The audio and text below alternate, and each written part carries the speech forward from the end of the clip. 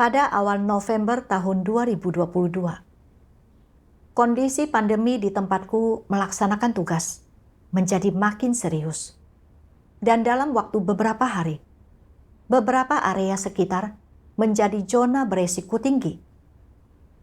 Segera setelah itu, seluruh wilayah ditutup dan setiap orang diharuskan karantina di rumah. Tak lama kemudian, pandemi melanda komunitas tempatku tinggal. Dan lebih dari 100 orang dibawa ke ruang isolasi satu persatu. Dan masih saja ada orang yang terus-menerus dibawa pergi. Aku tidak percaya betapa cepatnya penyakit ini menyebar. Dan begitu banyak orang tertular dalam beberapa hari saja. Aku tidak bisa berhenti mengkhawatirkan. Apakah aku dan saudari yang bekerja denganku akan tertular juga? Tapi kemudian aku berpikir, kami berbeda dari orang tidak percaya. Kami orang percaya dilindungi oleh Tuhan. Di samping itu, kami bertanggung jawab atas pekerjaan video, dan itu cukup penting. Pekerjaan kami juga memberikan hasil yang bagus. Jika saudara-saudari di tempat lain mengalami kesulitan, mereka akan menulis surat kepada kami untuk meminta bantuan. Jika kami tertular dan tidak dapat melaksanakan tugas, bukankah pekerjaan akan tertunda? Alkitab berkata, 1.000 akan jatuh di sisimu dan 10.000 di sebelah kananmu, tetapi bencana itu tidak akan mendekatimu. Jika Tuhan tidak mengizinkannya, meskipun seluruh komunitas tertular, kami akan tetap tidak tertular. Berbagai pemikiran ini memberiku ketenangan dan rasa superioritas yang tak bisa dijelaskan. Terkadang, aku melihat saudari-saudari tuan rumah takut tertular. Dan aku merasa seakan-akan mereka kurang beriman. Aku berpikir, kalian menjamu kami. Tuhan akan melindungi kalian juga. Pada akhirnya, pandemi menyebar di luar kendali di komunitas kami. Setiap hari aku melihat para pekerja mendisinfeksi ruangan-ruangan terbuka yang luas. Dan saudari-saudari tuan rumah sering berbicara tentang bagaimana orang tidak percaya terus dibawa ke ruang isolasi. Aku sangat senang menjadi orang percaya. Dan aku merasa seperti seorang bayi di tangan Tuhan. Dengan pemeliharaan dan perlindungan Tuhan, tidak mungkin kami terkena pandemi. Namun tak lama kemudian, sesuatu yang tak terduga terjadi. Pada tanggal 18 November, seorang saudari yang bekerja denganku mendadak mulai demam dan batuk-batuk setelah mandi. Lalu saudari-saudari tuan rumah mulai demam dan menderita sakit kepala. Dan aku langsung bertanya-tanya, apakah mungkin mereka tertular? Namun, aku segera menghalau pikiran ini karena aku yakin itu tidak mungkin benar. Namun keesokan harinya, seluruh tubuhku mendadak terasa sakit dan lemah. Dan seorang saudari yang lain juga demam. Kami melakukan tes. Dan hasil tesku serta saudari-saudari yang menjamu kami ternyata positif. Awalnya, aku tidak berani mempercayai ini benar. Dan aku tidak tahu bagaimana aku bisa tertular. Aku terus memikirkan kembali perilakuku akhir-akhir ini dalam tugasku. Dan mengatakan kepada diriku sendiri, aku tidak melakukan apa-apa yang jelas menentang Tuhan. Dan pekerjaan kami juga berjalan cukup baik. Seharusnya aku tidak dihukum. Jadi mengapa aku tertular? Mungkinkah Tuhan telah melihat tingkat pertumbuhanku naik dan menggunakan penyakit ini untuk mengujiku, sehingga aku dapat bersaksi baginya. Jika demikian, asalkan aku tidak mengeluh dan terus melaksanakan tugasku, Tuhan tidak akan membiarkan apapun terjadi padaku. Lalu, aku terus mengingatkan diriku sendiri untuk selalu melaksanakan tugas seperti sebelumnya, dan bahwa dengan perlindungan Tuhan, kondisiku akan segera berbalik. Namun, hal-hal tidak terjadi seperti yang aku bayangkan. Kondisiku bukan cuma tidak membaik, tetapi malah terus memburuk. Aku terus-menerus demam dan merasa sangat kesakitan di sekujur tubuhku. Terutama tenggorokanku yang sakit dan bengkak. Kapanpun aku mencoba makan atau minum, rasanya seperti aku menelan pisau. Dan ketika aku mencoba untuk tidur di malam hari, hidungku tersumbat. Dan aku hanya dapat bernapas melalui mulut, yang membuat tenggorokanku makin sakit dan kering. Aku mulai mengeluh dalam hati. Mengapa penyakit ini tidak kunjung membaik? Khususnya, ada 2 malam saat dadaku terasa sesak dan kesulitan bernapas. Aku memikirkan bayangan mereka yang telah meninggal karena gagal pernapasan yang disebabkan oleh penyakit ini. Dan aku menjadi makin takut. Aku terus-menerus khawatir. Bagaimana mungkin kondisiku makin memburuk? Apakah aku akan mati?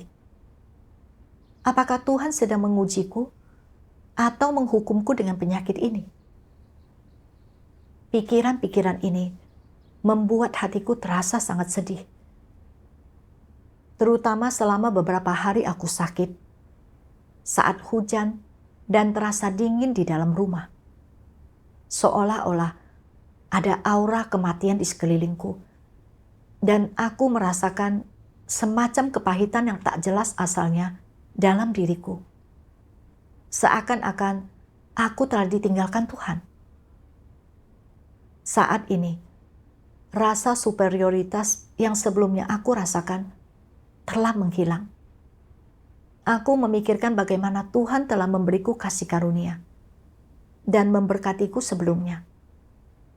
Dan bagaimana orang lain telah mengagumiku dan iri padaku. Tetapi sekarang, aku merasa benar-benar tidak berarti. Seolah-olah suatu hari nanti, aku bisa saja diam-diam menghilang. Makin aku memikirkannya, makin aku merasa menderita. Seperti jalan di depanku telah menjadi gelap, dan aku tidak memiliki energi untuk melakukan apa-apa. Ditambah dengan reaksi negatifku terhadap penyakit ini, aku hanya ingin berbaring dan beristirahat saja. Meskipun aku tahu bahwa aku harus tetap melaksanakan tugas, tetapi sekujur tubuhku telah benar-benar kehabisan energi. Dan aku berpikir, kondisiku bukan hanya tidak membaik, tetapi aku malah makin hari makin sakit. Aku tidak bisa terus melaksanakan tugas, dan aku belum memberikan kesaksian apapun. Apakah ini akhir hidupku? Dalam kesakitanku, aku berdoa kepada Tuhan. Ya Tuhan, aku merasa begitu lemah saat ini, dan aku tidak memahami maksud-Mu. Aku tidak tahu cara melalui ini. Mohon Tuhan mencerahkan dan membimbingku. Setelahnya, aku membaca 2 bagian firman Tuhan.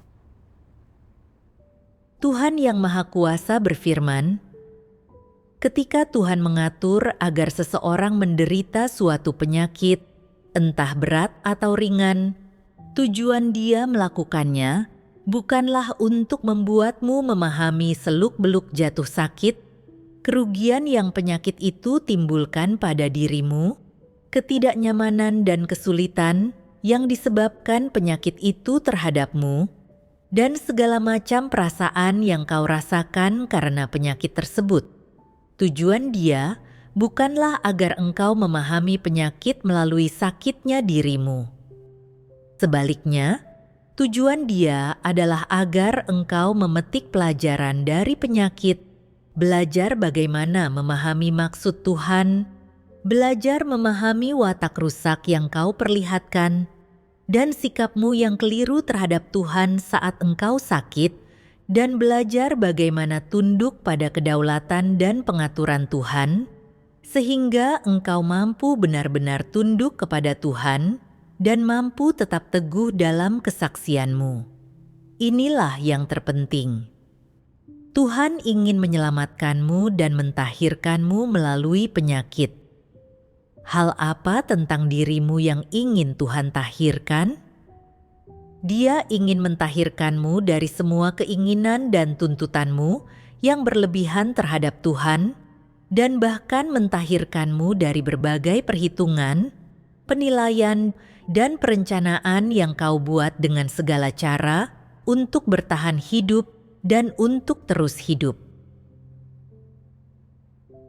Meskipun engkau semua telah mengalami segala jenis penderitaan dan mengalami segala macam siksaan, penderitaan tersebut sama sekali tidak serupa dengan ujian Ayub. Sebaliknya, penderitaan itu adalah penghakiman dan hajaran yang diterima manusia karena pemberontakan mereka, karena penentangan mereka, dan karena watak benarku. Itu adalah penghakiman, hajaran, dan kutukan yang adil. Di sisi lain, Ayub adalah seorang yang benar di antara orang-orang Israel yang menerima kasih dan belas kasihan yang besar dari Yahweh. Dia tidak melakukan perbuatan yang jahat dan tidak menentang Yahweh. Sebaliknya, dia mengabdi dengan setia kepada Yahweh.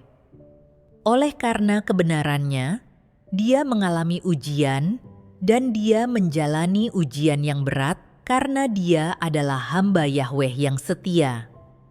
Orang-orang pada zaman sekarang menghadapi penghakiman dan kutukanku karena kenajisan dan ketidakbenaran mereka.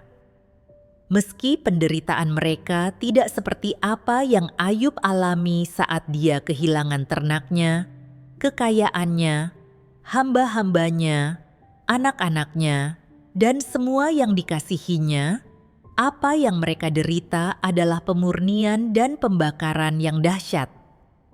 Dan yang menjadikan hal itu lebih serius dari apa yang Ayub alami adalah karena ujian semacam itu tidak dikurangi atau dihapus karena manusia lemah.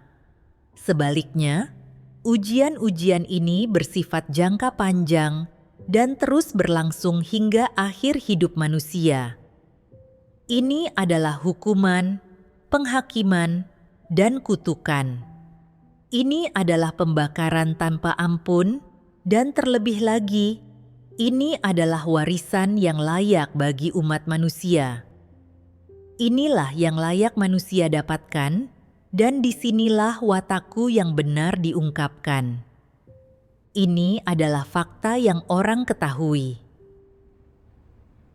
Dari firman Tuhan, aku memahami bahwa Tuhan membiarkanku tertular, bukan untuk membuatku hidup dalam keadaan sakit atau memikirkan dagingku, dan juga bukan untuk menyingkapkan atau menyingkirkanku.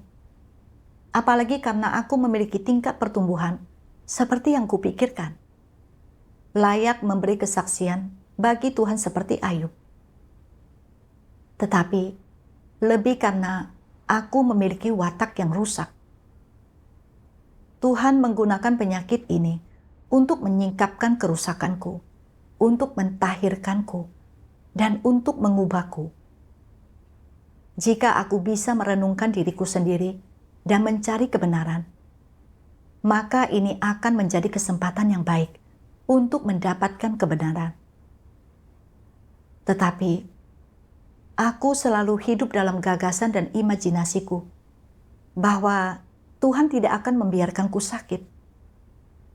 Aku hanya ingin hidup dalam pelukan Tuhan seperti seorang bayi dan tidak mengalami badai hidup. Setelah aku sakit, aku tidak fokus untuk merenungkan diri sendiri dan memetik pelajaran. Tetapi aku malah memiliki pikiran konyol bahwa aku memiliki tingkat pertumbuhan dan bahwa Tuhan menggunakan situasi ini untuk membuatku bersaksi bagi Dia. Aku menahan diri agar tidak mengeluh dan terus melaksanakan tugasku. Berpikir bahwa dengan melakukannya, aku dapat tetap teguh dalam kesaksianku dan memuaskan Tuhan. Maka Tuhan akan mengambil penyakit ini dariku. Akibatnya, ketika kondisiku terus memburuk dan bukannya membaik, aku mengeluh dan berharap Tuhan akan mengambil penyakit ini. Bahkan, sampai-sampai aku menjadi waspada, salah paham, dan mengira bahwa Tuhan ingin menyingkapkan dan menyingkirkanku. Dengan cara apa aku mengalami pekerjaan Tuhan? Aku memikirkan orang-orang Niniwe, kerusakan, kejahatan, dan perbuatan jahat mereka mendatangkan murka Tuhan. Sehingga Tuhan mengutus Yunus untuk mengumumkan kepada mereka bahwa mereka punya waktu 40 hari untuk bertobat. Semua orang Niniwe percaya kepada Tuhan, dan raja maupun rakyat jelata benar-benar bertobat kepada Tuhan dengan mengenakan kain kabung dan abu. Dan mereka akhirnya mendapatkan belas kasihan dan pengampunan Tuhan. Tertularnya diriku mengandung maksud Tuhan. Dan seperti orang-orang Niniwe, aku harus bertobat kepada Tuhan. Pada saat ini, aku merenungkan keadaan yang telah kusingkapkan sambil menghadapi penyakit ini. Aku mengingat beberapa firman Tuhan. Tuhan yang Maha Kuasa berfirman, "Dalam rumah Tuhan, di antara saudara-saudari, setinggi apapun status atau kedudukanmu, atau sepenting apapun tugasmu, dan sebesar apapun bakat dan kontribusimu, atau berapa lama pun engkau telah percaya kepada Tuhan, di mata Tuhan engkau adalah makhluk ciptaan biasa, dan gelar serta sebutan mulia yang kau berikan kepada dirimu sendiri, itu tidak ada. Jika engkau selalu menganggap semua itu sebagai mahkota, atau sebagai modal yang memungkinkanmu menjadi bagian dari kelompok khusus, atau menjadi sosok istimewa, dengan melakukannya engkau menentang dan bertentangan dengan pandangan Tuhan dan tidak sesuai dengan Tuhan. Apa akibatnya? Akankah itu menyebabkanmu menolak tugas yang seharusnya dilakukan oleh makhluk ciptaan? Di mata Tuhan, engkau hanyalah makhluk ciptaan, tetapi engkau tidak menganggap dirimu sebagai makhluk ciptaan. Dapatkah engkau benar-benar tunduk kepada Tuhan dengan pola pikir seperti itu? Engkau selalu dengan sepihak berpikir, Tuhan seharusnya tidak memperlakukanku seperti ini, Dia tidak akan pernah memperlakukanku seperti ini. Bukankah ini menimbulkan pertentangan dengan Tuhan? Ketika Tuhan bertindak bertentangan dengan gagasanmu, mentalitasmu, dan kebutuhanmu, apa yang akan kau pikirkan di dalam hatimu? Bagaimana engkau akan menghadapi lingkungan yang telah Tuhan atur untukmu? Akankah engkau tunduk? Engkau tidak akan tunduk, dan engkau pasti akan menentang, melawan, menggerutu, dan mengeluh, merenungkannya berulang-ulang di dalam hatimu sambil berpikir, biasanya Tuhan melindungiku dan memperlakukanku dengan penuh kasih. Mengapa sekarang dia berubah? Aku tidak bisa hidup lagi. Jadi, engkau mulai menjadi pemarah dan bertingkah. Jika engkau bersikap seperti ini terhadap orang tuamu di rumah, itu dapat dimaklumi dan mereka tidak akan melakukan apapun terhadapmu. Namun, itu tidak dapat diterima di rumah Tuhan. Engkau adalah orang dewasa dan orang percaya, bahkan orang lain tidak akan tahan dengan tindakanmu. Apakah menurutmu Tuhan akan menoleransi perilaku seperti itu? Akankah Dia membiarkanmu melakukan ini kepadanya? Tidak, Dia tidak akan membiarkanmu. Mengapa Dia tidak akan membiarkanmu? Karena Tuhan bukanlah orang tuamu, Dia adalah Tuhan, Dia adalah Sang Pencipta, dan Sang Pencipta tidak akan pernah membiarkan makhluk ciptaan menjadi pemarah dan tak bernalar atau membuat ulah di hadapannya. Ketika Tuhan menghajar dan menghakimimu, mengujimu, atau mengambil sesuatu darimu, ketika Dia menempatkanmu dalam kesengsaraan, Dia ingin melihat sikap makhluk ciptaan dalam cara mereka memperlakukan Sang Pencipta. Dia ingin melihat jalan seperti apa yang dipilih makhluk ciptaan, dan Dia tidak akan pernah membiarkanmu menjadi pemarah dan tak bernalar, atau melontarkan pembenaran diri yang tidak masuk akal. Setelah memahami hal ini, bukankah manusia seharusnya berpikir tentang bagaimana mereka harus memperlakukan segala sesuatu yang Sang Pencipta lakukan? Pertama-tama, manusia harus mengambil posisi mereka yang benar sebagai makhluk ciptaan dan mengakui identitas mereka sebagai makhluk ciptaan. Dapatkah engkau mengakui bahwa engkau adalah makhluk ciptaan? Jika engkau dapat mengakuinya, engkau harus mengambil posisimu yang benar sebagai makhluk ciptaan dan tunduk pada pengaturan Sang Pencipta. Dan meskipun engkau sedikit menderita, engkau melakukannya tanpa keluhan. Inilah yang dimaksud menjadi seseorang yang berakal sehat. Jika engkau tidak menganggap dirimu sebagai makhluk ciptaan, tetapi menganggap dirimu memiliki gelar dan pancaran kemuliaan di atas kepalamu, dan engkau adalah orang yang memiliki status pemimpin yang hebat, konduktor, editor, atau direktur dalam rumah Tuhan, serta engkau adalah seseorang yang telah memberikan kontribusi yang berguna bagi pekerjaan rumah Tuhan. Jika itu yang kau pikirkan, engkau adalah orang yang paling tak bernalar dan sangat tak tahu malu. Apakah engkau semua adalah orang yang memiliki status, kedudukan, dan nilai? Tidak. Jadi, siapakah engkau? Aku adalah makhluk ciptaan. Benar, engkau hanyalah makhluk ciptaan biasa. Di antara manusia, engkau dapat memamerkan kualifikasimu, memperlihatkan senioritasmu, membual tentang kontribusimu, atau menceritakan perbuatan heroikmu.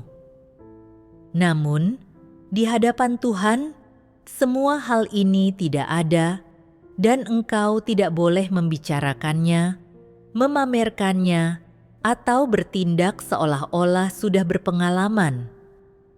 Segala sesuatunya akan serba salah jika engkau memamerkan kualifikasimu. Tuhan akan menganggapmu sangat tak bernalar dan congkak. Dia akan jijik dan muak terhadapmu, mengesampingkanmu, dan engkau akan berada dalam masalah pada saat itu. Firman Tuhan menyadarkanku dari tidurku.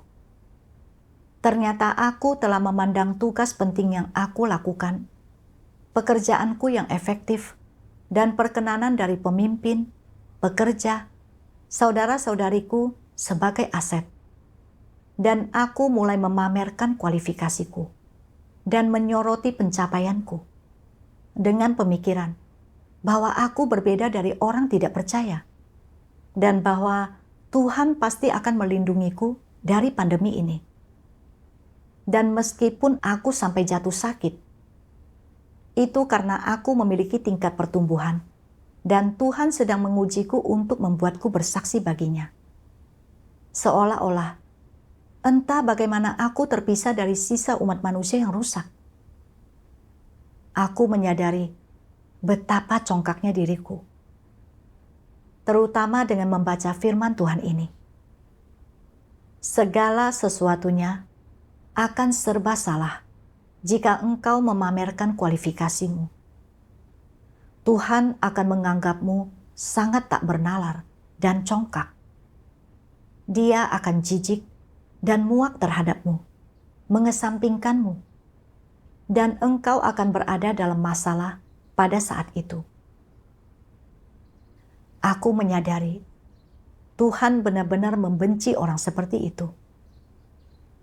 Ketika aku memikirkan kembali riwayat penyakitku, bukan saja aku tidak tunduk, tetapi aku juga memamerkan kualifikasiku di hadapan Tuhan dan menuntut hal yang tidak bernalar. Benar-benar menjijikkan dan memuakkan bagi Tuhan. Jika aku tidak bertobat, aku akan dibenci dan ditolak serta disingkirkan oleh Tuhan.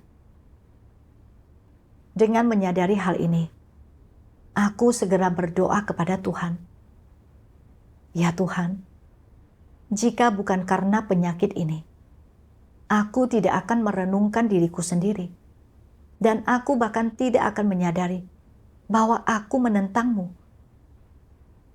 Ya Tuhan, berbelas kasihanlah padaku, dan mampukan aku untuk tunduk dan memetik pelajaran. Kemudian, aku bertanya kepada diri sendiri.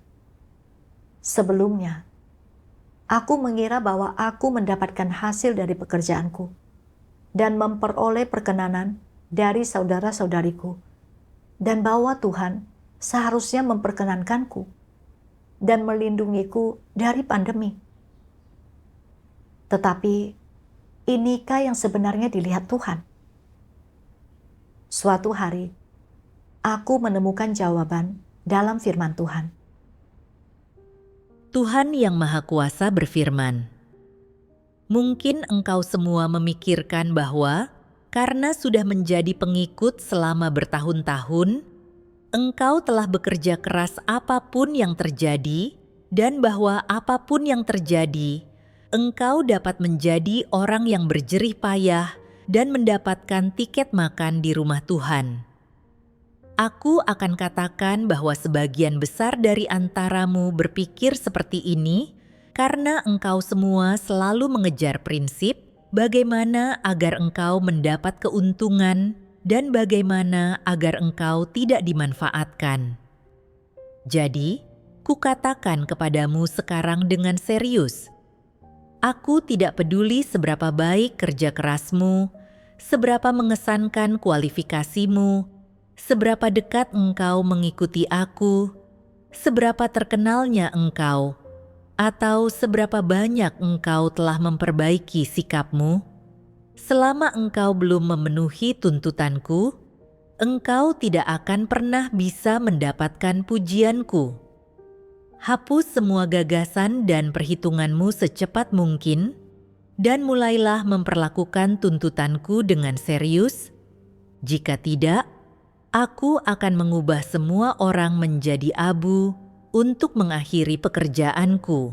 Seburuk-buruknya, itu membuat pekerjaan dan penderitaanku selama bertahun-tahun menjadi sia-sia, karena aku tidak bisa membawa musuh-musuhku dan orang yang berbau kejahatan dan masih memiliki keserupaan dengan iblis yang sama ke dalam kerajaanku, atau membawa mereka ke zaman berikutnya. Pada akhirnya, apakah orang dapat memperoleh keselamatan atau tidak itu bukan tergantung pada tugas apa yang telah mereka laksanakan, tetapi tergantung pada apakah mereka dapat memahami dan memperoleh kebenaran, dan tergantung pada apakah mereka pada akhirnya dapat sepenuhnya tunduk kepada Tuhan, berserah diri pada belas kasihan pengaturannya, tidak memikirkan masa depan dan nasib mereka, dan menjadi makhluk ciptaan yang memenuhi syarat. Tuhan itu benar dan kudus, dan inilah standar yang Dia gunakan untuk menilai seluruh umat manusia. Standar ini tidak dapat diubah dan engkau harus mengingat standar ini. Tanamkanlah standar ini dalam pikiranmu, dan setiap saat jangan berpikir untuk mencari jalan lain untuk mengejar sesuatu yang tidak nyata. Tuntutan dan standar yang Tuhan miliki bagi semua orang yang ingin memperoleh keselamatan tidak berubah untuk selamanya. Tuntutan dan standar itu tetap sama siapapun dirimu. Firman Tuhan sangat jelas. Tuhan tidak mengevaluasi orang berdasarkan tugas yang mereka laksanakan atau seberapa banyak aset yang mereka miliki, tetapi berdasarkan apakah seseorang mengejar kebenaran dan mampu tunduk kepadanya, serta membiarkan Tuhan mengatur sesuai kehendaknya. Inilah yang paling penting. Tanpa mengejar kebenaran, tak peduli seberapa penting tugasku, seberapa besar kontribusiku, atau seberapa banyak orang yang mengagumiku, aku tidak akan dapat memperoleh perkenanan atau keselamatan Tuhan. Penyakit ini sepenuhnya menyingkapkanku, karena aku tidak memahami kebenaran dan memiliki pandangan yang tidak masuk akal. Aku tidak memiliki iman kepada Tuhan atau kehendak untuk menderita, apalagi kasih kepada Tuhan. Ketika diuji, aku tidak merenungkan diriku sendiri atau mencari kebenaran, dan hanya memiliki ide konyol bahwa aku sedang diuji karena aku memiliki tingkat pertumbuhan. Ketika dihadapkan dengan rasa sakit yang luar biasa, aku mengeluh dan ingin Tuhan menyingkirkan penyakitku. Sampai-sampai aku tidak ingin melaksanakan tugasku. Bagaimana mungkin aku memiliki sedikit pun pertumbuhan? Aku sama sekali tidak memiliki iman atau ketundukan. Sebagai seseorang yang memberontak terhadap Tuhan dan menentang Tuhan, aku masih ingin menerima perlindungan dan berkat-Nya. Dan aku ingin diselamatkan dan memasuki kerajaan surga. Benar-benar memalukan. Aku telah melaksanakan tugasku selama bertahun-tahun. Dan pekerjaanku telah membuahkan beberapa hasil. Dan aku telah membuat orang-orang mengagumiku. Dan aku menganggap hal-hal ini sebagai aset. Aku menjadi congkak dan sombong. Tidak ada tempat bagi Tuhan di hatiku. Memamerkan kualifikasiku, menuntut apa yang harus dilakukan dan jangan dilakukan oleh Tuhan. Dan aku merasa memenuhi syarat untuk bersaksi bagi Tuhan. Aku menentang Tuhan, bahkan tanpa menyadarinya. Kesadaran ini membuat hatiku terasa sedih. Aku bertanya kepada diri sendiri, apa yang sebenarnya telah kukejar selama ini? Jika setelah bertahun-tahun beriman, aku belum memperoleh kebenaran. Dalam pencarianku, aku membaca bagian firman Tuhan. Tuhan yang Maha Kuasa berfirman, dari awal hingga akhir, bagaimanakah sikap antikristus terhadap tugas mereka? Mereka yakin bahwa melaksanakan tugas adalah sebuah transaksi, bahwa siapapun yang paling banyak mengorbankan diri dalam tugas mereka, siapapun yang paling banyak berkontribusi bagi rumah Tuhan, dan bertahan paling lama di rumah Tuhan, dialah yang akan memiliki kesempatan yang lebih tinggi untuk diberkati dan memperoleh mahkota pada akhirnya. Seperti inilah cara berpikir antikristus. Apakah cara berpikir ini benar? Apakah perspektif seperti ini mudah dibalikkan? Ini tidak mudah untuk dibalikkan. Ini ditentukan oleh esensi natur antikristus.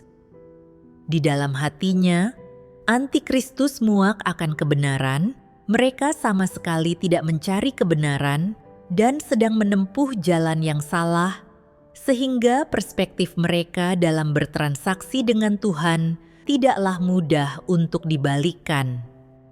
Pada akhirnya, antikristus tidak percaya bahwa Tuhan adalah kebenaran. Mereka adalah pengikut yang bukan orang percaya. Mereka ada di sini untuk berspekulasi dan memperoleh berkat.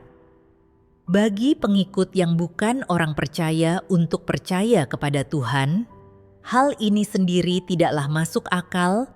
Itu adalah sesuatu yang tidak masuk akal, dan keinginan mereka untuk bertransaksi dengan Tuhan dan memperoleh berkat dengan menanggung penderitaan dan membayar harga untuk Tuhan adalah hal yang jauh lebih tidak masuk akal. Saat merenungkan firman Tuhan, aku menyadari bahwa aku tidak mendapatkan kebenaran setelah bertahun-tahun ini, bukan karena kebenaran lebih memihak pada orang lain, tetapi karena aku tidak pernah berusaha untuk mendapatkan kebenaran, dan karena aku hanya mengejar berkat serta upah. Selama bertahun-tahun ini, aku tidak pernah mencari atau merenungkan apa yang harus aku kejar dalam imanku, jalan apa yang harus aku ambil, dan orang macam apa yang menyenangkan hati Tuhan. Dan aku jarang sekali memeriksa niat serta pandanganku dalam melaksanakan tugasku atau jalan yang telah aku ambil. Aku selalu puas untuk fokus pada pekerjaan, beranggapan jika aku melakukan lebih banyak pekerjaan dan memperoleh lebih banyak hasil, maka Tuhan pasti akan memberkatiku dan senang denganku. Dan sekalipun bencana melanda, Tuhan akan melindungiku dan tidak membiarkan bahaya apapun menimpaku.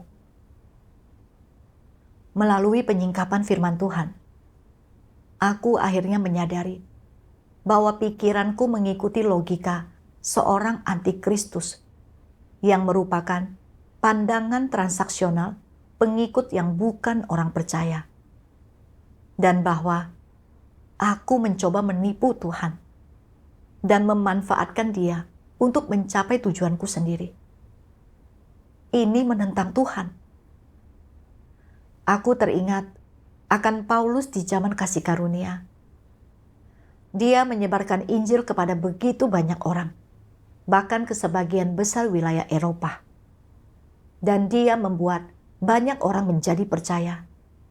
Namun, semua hal yang Paulus lakukan bukanlah untuk memberi kesaksian bagi Tuhan Yesus, atau untuk melaksanakan tugas sebagai makhluk ciptaan, melainkan untuk menggunakan penyebaran Injilnya sebagai alat tawar-menawar dengan Tuhan, sebagai ganti mahkota kebenaran. Selama bekerja, Paulus selalu meninggikan diri dan pamer, serta wataknya menjadi makin congkak. Dia memamerkan kualifikasinya di hadapan Tuhan, dan dengan berani menuntut darinya dengan mengatakan, "Aku sudah melakukan pertandingan yang baik. Aku sudah menyelesaikan perlombaanku. Aku sudah menjaga imanku. Mulai dari sekarang, sudah tersedia bagiku mahkota kebenaran." Dia bahkan membanggakan bahwa dia hidup seperti Kristus. Pada akhirnya, karena dia menentang Tuhan dan menyinggung wataknya, Paulus dihukum. Bukankah pandanganku tentang pengejaran dan jalan yang aku tempuh tidak ada bedanya dengan pandangan Paulus? Aku hanya ingin mengejar berkat dan menggunakan pelaksanaan tugasku untuk mencapai tujuanku. Aku sungguh egois dan hina. Tanpa penyingkapan ini, aku masih tidak akan menyadari betapa seriusnya kerusakan watakku. Dan jika aku terus begini, aku akan dibenci dan ditolak, serta disingkirkan oleh Tuhan. Kesadaran ini membuatku merasa sangat bersalah, dan aku bersujud sambil berdoa. Ya Tuhan, penyakitku dikarenakan oleh kebenaran-Mu, dan demi menyelamatkanku, aku hanyalah makhluk ciptaan yang tak berarti. Engkau telah meninggikanku dan memberiku kasih karunia, serta memberiku kesempatan untuk melaksanakan tugas. Tetapi aku telah menjadi sangat congkak dan tidak bernalar. Aku telah menentang-Mu dan tawar-menawar dengan-Mu, tetapi aku tidak menyadarinya. Ya Tuhan, aku tidak ingin memberontak terhadap-Mu atau menentang-Mu. Aku ingin bertobat. Kemudian, aku bertanya-tanya, ada alasan lain mengapa aku mengeluh dan tidak bisa tunduk saat aku sakit. Itu karena aku takut mati. Bagaimana aku dapat menyelesaikan masalah ini? Aku berdoa dan mencari jawabannya, dan dalam firman Tuhan, aku membaca. Tuhan Yang Maha Kuasa berfirman, hal kematian memiliki natur yang sama dengan hal lainnya. Kematian tidak bisa dipilih sendiri oleh manusia, dan terlebih dari itu, kematian tidak dapat diubah oleh kehendak manusia. Kematian sama saja dengan peristiwa penting lainnya dalam hidup. Kematian sepenuhnya berada di bawah penentuan dan kedaulatan Sang Pencipta. Jika seseorang mohon agar dirinya mati, dia belum tentu akan mati. Jika seseorang mohon agar dirinya hidup, dia belum tentu akan hidup. Semua ini berada di bawah kedaulatan dan penentuan Tuhan, dan diubah serta diputuskan oleh otoritas Tuhan, oleh watak benar Tuhan, dan oleh kedaulatan dan pengaturan Tuhan. Jadi, seandainya engkau menderita penyakit serius yang berpotensi mengakibatkan kematian, siapa yang memutuskan apakah engkau akan mati atau tidak? Tuhanlah yang memutuskan. Dan karena Tuhanlah yang memutuskan, dan manusia tidak dapat memutuskan hal semacam itu, apa gunanya manusia merasa cemas dan tertekan mengenainya? Itu seperti siapa orang tuamu, kapan dan di mana engkau dilahirkan. Hal-hal ini juga tidak dapat kau pilih. Pilihan paling bijaksana dalam hal ini adalah membiarkan segala sesuatu berjalan sebagaimana mestinya, tunduk dan tidak memilih, tidak mengerahkan pikiran atau tenagamu untuk hal seperti ini, dan tidak merasa tertekan, cemas, atau khawatir tentangnya. Firman Tuhan membuatku memahami bahwa entah aku hidup atau mati dari penyakit ini, semuanya ada di tangan Tuhan dan bukan tergantung pada manusia. Ini sama seperti saat aku lahir, keluarga tempatku dilahirkan, dan seperti apa rupaku, bukanlah hal-hal yang dapat aku pilih. Demikian juga, kapan dan di mana aku mati berada di luar kendaliku. Semuanya bergantung pada kedaulatan dan ketentuan Tuhan. Jika Tuhan sudah menentukanku untuk mati karena penyakit ini, maka aku tidak bisa berbuat apa-apa. Dan kalau memang belum waktunya aku mati, maka seberapa seriusnya penyakitku aku tidak akan mati. Kekhawatiran dan kecemasanku tidaklah penting, dan aku tidak bisa mengubah apapun. Itu hanya rasa sakit dan beban tambahan yang tidak dibutuhkan. Seharusnya aku menyerahkan diriku kepada Tuhan, tunduk pada pengaturan dan penataannya, dan melaksanakan tugasku dengan baik. Tuhan yang Maha Kuasa berfirman, entah engkau sakit atau merasakan rasa sakit, selama masih ada satu embusan napas yang tersisa, selama engkau masih hidup, selama engkau masih bisa berbicara dan berjalan, maka masih ada tenaga yang dapat kau gunakan untuk melaksanakan tugasmu. Dan engkau harus berkelakuan baik dalam pelaksanaan tugasmu dengan bersikap praktis dan realistis. Engkau tidak boleh melepaskan tugasmu sebagai makhluk ciptaan ataupun tanggung jawab yang Sang Pencipta berikan kepadamu. Selama engkau belum mati, engkau harus menyelesaikan tugasmu dan melaksanakannya dengan baik. Dari firman Tuhan, aku memahami bahwa melaksanakan tugas adalah hal yang sepenuhnya wajar dan dapat dibenarkan bagi makhluk ciptaan. Sama seperti sudah seharusnya anak-anak berbakti kepada orang tuanya. Mendapatkan kesempatan untuk melaksanakan tugas di gereja adalah kasih karunia Tuhan. Dan tidak peduli apakah aku hidup atau mati. Dan tidak peduli seberapa besar rasa sakit yang kuderita. Aku harus tunduk kepada pengaturan dan penataan Tuhan, serta memenuhi tanggung jawab dan tugasku. Ini satu-satunya cara untuk menjalani kehidupan yang bernilai dan berarti. Aku juga berpikir tentang Nuh. Setelah dia menerima amanat Tuhan, kekhawatiran Tuhan menjadi kekhawatirannya, dan pikiran Tuhan menjadi pikirannya. Dia tidak pernah menyerah, tak peduli rasa sakit atau kesulitan yang dihadapinya. Dan setelah 120 tahun, dia menyelesaikan bahtera dan menuntaskan amanat Tuhan.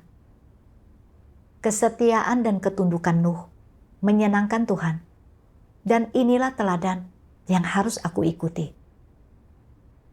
Kesadaran ini memberiku kekuatan dan dalam hati menetapkan tekad. Asalkan masih ada udara di dalam paru-paruku, aku tidak akan pernah meninggalkan tugasku atau mengesampingkan tanggung jawabku. Setelah itu, aku mencurahkan segenap hatiku dalam tugasku. Aku tidak lagi khawatir apakah kondisiku memburuk atau apakah aku akan meninggal. Aku berpikir bahwa asalkan aku masih hidup satu hari lagi, aku harus melaksanakan tugas dengan baik. Sehingga meskipun suatu hari nanti aku mati, aku tidak akan hidup dengan sia-sia. Terkadang, aku begitu sibuk dengan tugas-tugas, sampai-sampai aku lupa kalau aku sedang sakit. Aku benar-benar menjadi bisa menghargai firman berikut. Berdiam dalam penyakit berarti sakit, tetapi berdiam di dalam roh berarti sehat. Tak lama kemudian, gejalaku berkurang dan hasil tesku kembali negatif. Aku tahu bahwa ini semua karena belas kasihan Tuhan. Aku merasakan kasih dan keselamatan dari Tuhan dalam pandemi ini, dan aku bersyukur kepada Tuhan dari lubuk hatiku.